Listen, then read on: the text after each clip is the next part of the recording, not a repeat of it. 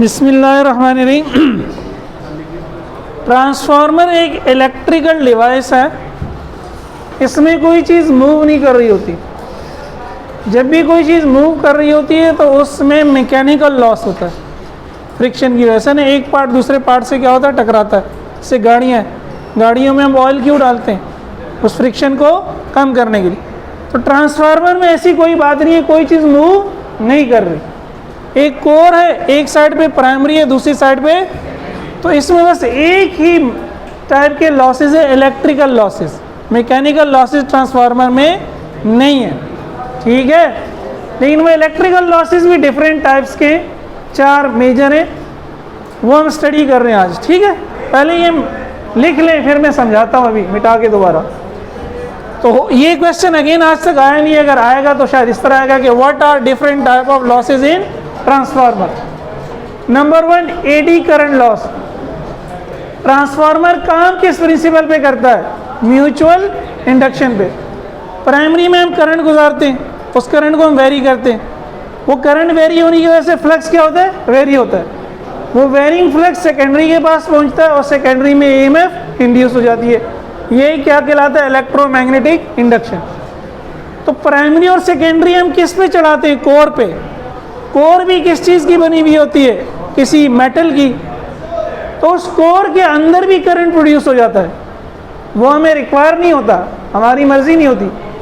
वो सर्कल्स की शेप में होता है, उसको कहते हैं eddy current. Eddy basically Urdu में भंवर को कहते हैं, भंवर के टाइप के, सही है। तो हमारी कुछ एनर्जी वो करंट प्रोड्यूस कर देती है। हम तो चाहते हैं कि सारी की सारी एनर्जी क्या प्रोड्यूस करे, सेकेंडरी में करंट प्रोड्यूस करे, लेकिन कुछ एनर्जी यहाँ प्रोड्यूस कर देती है, वो सेकेंडरी तक नहीं पहुँचती, फिर लॉस हो गया। The flux in a transformer changes continuously due to changing current. This causes circular currents in core of transformer. These currents are called eddy currents and produce heating of the core. I²R basically क्या होता है, तार को गर्म करता है, heat produce करता है। चैप्टर 13 में हमने एक न्यूमेरिकल भी किया था, एक हीटर बनाया था, याद है, रेजिस्टेंस निकाली थी हमने हीटर की। तो तरीका क्या है इसको कम करने का, वो याद है, लास्ट लेक्चर में ये बताया था। आप एक मोटी स्ट्रिप ना लो, आप क्या कर दो, तोड़ दो इसको पतली पतली स्ट्रिप्स में।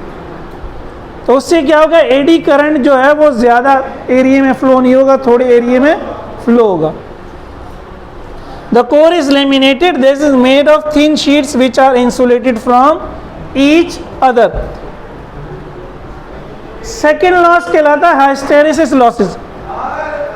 देखिए अगेन हो क्या रहा है, हमारे पास एक कोर, अब ये मैं मिटा दूँ, ये वाला ये लिख लिया है ना आप सबने, अब इसको समझ भी लेते हैं, चलें।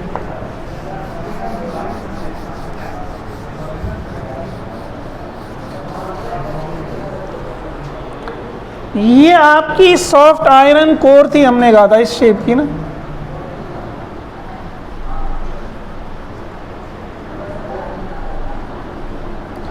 इसके अंदर सर्कुलर करंट्स प्रोड्यूस हो जाते हैं, छोटे छोटे, इनको कहते हैं एडी करंट। जैसे ये मेरे पास कोर है, तो कुछ करंट तो इधर प्रोड्यूस हो गया, इन कुछ करंट इधर भी प्रोड्यूस होगा, अंदर जा रहा होगा मोटाई में, सही है। कुछ तो यहाँ है, कुछ मोटाई में, सही है। तो हमने किया क्या, हमने इस एक शीट को तोड़ दिया, इसके स्लाइसेस बना लिए, काट दिया, और इन स्लाइसेस के बीच में क्या जोड़ दिया, इंसुलेशन। उस एक स्लाइस में जो करंट प्रोड्यूस होगा वो दूसरे स्लाइस तक नहीं जाएगा। तो हमने करंट के फ्लो का एरिया क्या कर दिया, कम कर दिया। इस तरह हमने अपना लॉस क्या किया, मिनिमाइज कर दिया, सही है। ये एडी करंट लॉस है। दूसरी बात ये है कि हम कह रहे हैं ये जो प्राइमरी वाइंडिंग है, ये हम एसी जोड़ रहे हैं। एसी की ये पॉजिटिव साइकिल है, ये नेगेटिव साइकिल है। जब पॉजिटिव साइकिल आएगी तो फर्ज करें इसमें मैग्नेटिक फील्ड की डायरेक्शन यूँ होगी, जब नेगेटिव साइकिल आएगी तो मैग्नेटिक फील्ड की डायरेक्शन यूँ होगी। करंट चेंज हो गया ना, करंट चेंज होगा तो मैग्नेटिक फील्ड की डायरेक्शन भी, याद है, और मैंने डेमोन्स्ट्रेशन भी दिखाई थी, वीडियो भी दिखाई थी। जब करंट की डायरेक्शन चेंज होती है तो मैग्नेटिक फील्ड की डायरेक्शन भी चेंज होती है। लेकिन देखिए नेचर क्या करती है, चेंज को अपोज करती है। लेंज़ेस लॉ हमने पढ़ा था, नेचर चेंज को खुशी से एक्सेप्ट अब ये जब एक डायरेक्शन में मैग्नेटाइज हो गया, इस डायरेक्शन में, ये एकदम से दूसरी डायरेक्शन में नहीं होगा, ये क्या करेगा, रेजिस्टेंस प्रोड्यूस करेगा। उस रेजिस्टेंस को ओवरकम करने में भी कुछ एनर्जी क्या हो जाएगी, और फिर जब इस डायरेक्शन में है, अब दोबारा आप कह रहे हैं वापस आ जाओ, तो आप ये जो यूं यूं डायरेक्शन चेंज करा रहे हैं इसकी, यानी ये मैग्नेटाइज होगा फिर डीमैग्नेटाइज होगा, मैग्नेटाइजेशन खत्म होगी फिर दूसरी डायरेक्शन में मैग्नेटाइज होगा। तो ये मैग्नेटाइजेशन, डीमैग्नेटाइजेशन और रीमैग्नेटाइजेशन अपोजिट डायरेक्शन में, उसमें क्या होगी, अपोजिशन करेगा कोर, और वो फौरन से करने आपको नहीं देगा। उसको क्या कहते हैं, हाइस्टेरेसिस लॉस। उसको क्या कहते हैं, हाइस्टेरेसिस loss. Each time when the direction of magnetization is reversed, some energy is lost to overcome internal friction. This loss is known as hysteresis loss. तो अब इसको तरीका क्या है, हम ऐसी कोर इस्तेमाल करें जो जल्दी पलट जाए। Hysteresis loss can be reduced by using such a core material that offers little resistance when magnetization is reversed. Soft iron core is so far the best material to reduce this loss. Soft iron core इसीलिए use करते हैं तो उसकी direction फ़ौरन क्या हो जाती है, रेजिस्टेंस वो भी ऑफर करता है। इससे पहले आयरन यूज़ करते थे, लोहा, लेकिन लोहे में ये लॉस बहुत ज़्यादा होता है, लोहे में हिस्टेरेसिस लॉस। तो अब आजकल ट्रांसफार्मर में क्या यूज़ करते हैं, प्योर लोहा यूज़ नहीं करते, सॉफ्ट आयरन यूज़ करते हैं, और लॉय समझ ले, आयरन का एक लॉय। थर्ड हमने लिखा है फ्लक्स लीकेज। देखिए हमने कहा था क्या होगा, प्राइमरी कॉइल फ्लक्स जनरेट करेगी, प्राइमरी कॉइल का वो फ्लक्स कहाँ जाना चाहिए, सेकेंडरी के पास। तो देखिए ये इसकी फील्ड है प्राइमरी की, कुछ लाइनें ये रही, कुछ लाइनें ये रही, कुछ लाइनें बाहर निकल जाएंगी। ये जो लाइन बाहर निकल गई ये सेकेंडरी तक नहीं पहुंचेगी, इसको क्या कह रहे हैं, फ्लक्स लीकेज। तो आइडियली क्या होना चाहिए था, ये सारे का सारा फ्लक्स यहाँ पहुंचता तो हमारी मैक्सिमम एनर्जी ट्रांसफर हो जाती, लेकिन कुछ फ्लक्स क्या हो गया, नहीं पहुंचा। Some of the flux of primary does not links to the secondary. This is called flux leakage. Again इसमें भी आप एक अच्छी कोर यूज़ करें, इस लिहाज से भी सॉफ्ट आयरन कोर बेहतर होता है कि उसमें फ्लक्स लीकेज भी क्या होता है, कम होता है। A core with minimum flux leakage, soft iron is a good core to reduce this loss. एक चौथा लॉस है जिसको हम कहते हैं कॉपर लॉस। वो समझा देता हूँ मैं, लिख बाद में लेंगे क्वेश्चन में। देखिए लास्ट लेक्चर में भी पढ़ा था कल, R is equal to rho L upon A. Primary में आपने एक कॉपर तार है आपके पास, सेकेंडरी में भी एक, तो प्राइमरी की रेजिस्टेंस होगी और सेकेंडरी की भी रेजिस्टेंस होगी। जब प्राइमरी में से करंट गुजरेगा तो प्राइमरी का लॉस होगा I square R P, secondary में से जब करंट गुजरेगा सेकेंडरी का लॉस होगा I स्क्वायर आर। इन दोनों को मिला दें तो हम कहते हैं copper loss, I square R P primary के लॉस प्लस सेकेंडरी का लॉस। वो लॉस जो कॉपर, इसका नाम कॉपर लॉस है क्योंकि नॉर्मली वाइंड तार किसका बनाया जाता है, कॉपर का।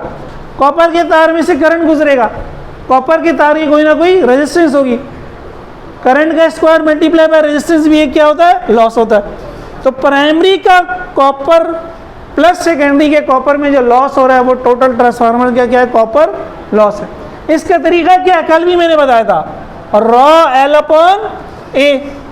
भाई देखो लेंथ तो हम चेंज नहीं कर सकते ना, हमने तो टर्न्स, प्राइमरी में हमने 10 टर्न करने, सेकेंडरी में 200 टर्न, तो प्राइमरी की लेंथ तो फिक्स हो गई 10 टर्न के हिसाब से। क्या चीज़ हमारे कंट्रोल में, एरिया। लेकिन अगेन कल हमने कहा था ना, एरिया बढ़ाते हैं तो महंगा हो जाता है, लेकिन तरीक़ाकार ये होता है, कल मैंने समझाया था, जहाँ करंट ज़्यादा होगा वहाँ लॉस भी ज़्यादा होगा, जहाँ करंट कम होगा वहाँ लॉस भी। तो जिस साइड पे करंट ज़्यादा है आप उस साइड की रेजिस्टेंस थोड़ी कम करो, तो वहाँ क्या करो, मोटी तार लगाओ। तो अगर आप कभी ट्रांसफार्मर देखेंगे, एक साइड पे नॉर्मली तार मोटी होगी, दूसरी साइड पे पतली होगी, वो मोटी वाली में टर्न्स कम होंगे क्योंकि वोल्टेज कम होगा, लेकिन करंट क्या होगा, ज़्यादा होगा। करंट क्या होगा, अरे भाई कल ही समझाया था ना, जिस साइड पे वोल्टेज कम होगा वहाँ करंट क्या होगा। अब वहाँ करंट भी ज़्यादा है और रेजिस्टेंस भी ज़्यादा है, तो लॉस बहुत ज़्यादा क्या होगा, बढ़ जाएगा। तो आप करते क्या, उस ज़्यादा साइड पे आप कोशिश करते हैं थोड़ी रेजिस्टेंस कम कर दें, कैसे, मोटी तार लगा के। सही है, क्लियर हो गया। तो ये 4 टाइप के लॉसेज हैं। अब इसको यह मैं लिख भी देता हूँ, ये 4 टाइप को जो आपने एग्जाम में लिखना है, या ये लिख लिया तो यहाँ लिख दूँ, ठीक।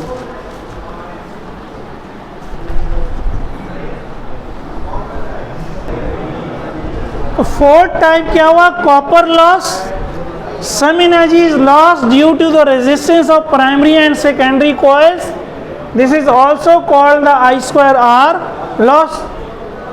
This loss is reduced by using thick wires on the side with larger current, primary और secondary. दोनों साइड पे क्यों नहीं लगा देते मोटी तार? है?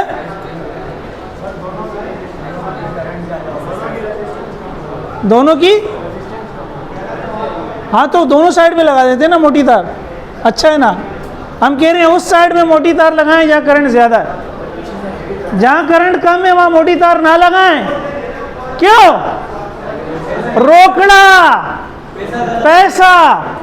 भाई जहाँ करंट कम है, कल समझाया था ना, वहाँ लॉस कम होना है, क्या ज़रूरत है वहाँ मोटी तार लगाने की? मोटी तार का मतलब ज़्यादा पैसा।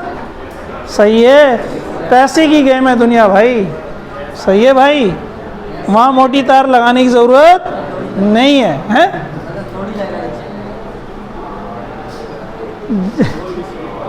थोड़ी लगेगी। अच्छा, बहरहाल यही कोशिश होती है इंडस्ट्री में कि कीमत कम की जाए ताकि प्रॉफिट ज़्यादा हो। अगर हम इसको समराइज करें तो हम कहेंगे मेनली 2 ही लॉसेज हैं, कोर लॉसेज या आयरन लॉसेज और कॉपर लॉसेज। ये एडी करंट लॉस, किसकी शादी है, किसकी बारात आ रही है, तुम लोग धान निकाल रहे हो। कोर लॉसेज, आयरन लॉसेज, एक ही चीज़ के 2 नाम हैं। एडी करंट भी कहाँ प्रोड्यूस हो रहे थे? कोर में। हिस्टेरेसिस भी किसकी वजह से? कोर की वजह से। फ्लक्स लीकेज भी किसकी वजह से? तो इन तीनों को मिला के कहते हैं कोर लॉसेज। और जब आपने एक दफ़ा एक कोर ले ली तो वो फिक्स हो गई, उसके लॉसेज क्या होते हैं? फिक्स होते हैं। कोर के लॉसेज क्या होते हैं? तो इसको फिक्स लॉसेज हम कहते हैं, ये फिक्स लॉसेज हैं। Eddy current losses plus hysteresis losses plus flux leakage. ये जो कॉपर लॉसेज है ये वेरिएबल है, ये करंट पे डिपेंड करेगा ना, स्क्वायर आर। करंट ज़्यादा होगा तो लॉस, आर तो फिक्स हो गया ना, जो रेजिस्टेंस तार आपने लपेट दी आर तो फिक्स हो गया, लेकिन करंट वेरी करेगा। करंट कम है तो लॉस कम है, करंट ज़्यादा है तो लॉस, इसलिए ये वेरिएबल लॉस है और ये आई स्क्वायर आर लॉस है, ठीक है। अच्छा, अब इस पे एक न्यूमेरिकल आपकी बुक में, नॉर्मली वो भी एग्ज़ाम में नहीं आता लेकिन देख लेते हैं।